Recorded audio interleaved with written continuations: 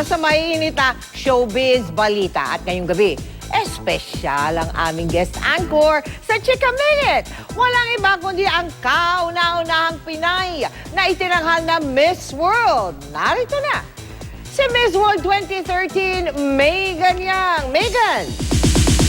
Thanks, Mel.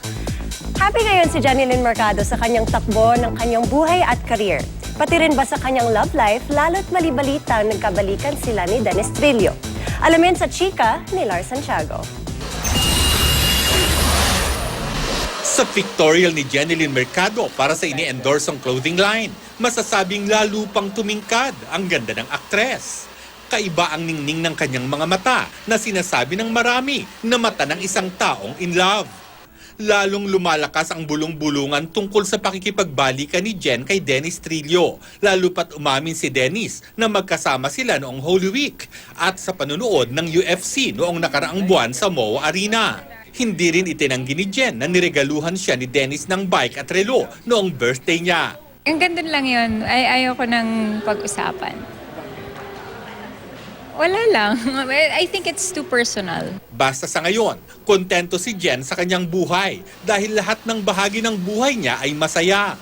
Noong nakaraang birthday ng araw niya, lalo pa itong sumaya dahil sinurpresa siya ng mga kaibigan sa batch 1 ng Starstruck tulad ni Mark Heras, Katrina Halili, Yasmin Kurdi, Christian Esteban at Sheena Halili. So 14 pa lang ng gabi, hapon pa lang actually, nandun na silang lahat sa bahay ko. Tapos naggugulo lang sila doon. Tapos hanggang midnight, hanggang madaling araw, nandun sila sa kwarto ko at nagpa-PlayStation yung mga boys.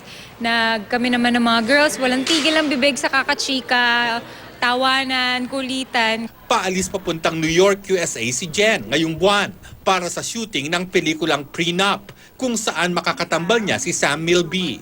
Excited si Jen dahil may bago na naman siyang leading man at dahil kaiba na naman daw ang karakter na kanyang gagampanan. Si Wendy kasi yung character name ko. Very colorful yung ano niya.